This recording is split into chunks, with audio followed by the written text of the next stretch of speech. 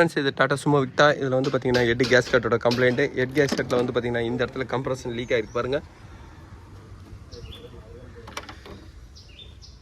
இதனால் வந்து பார்த்தீங்கன்னா லைட்டாக ரேடியேட்டரில் வந்து ஏர் பபுள்ஸ் வரும், இன்ஜின் ஓவர் ஹீட் ஆகும். இப்போ இதில் நான் கேஸ்கெட் தான் சேஞ்ச் பண்ணுறேன். இந்த கேஸ்கெட்டோட ரேட்டு பாருங்கள்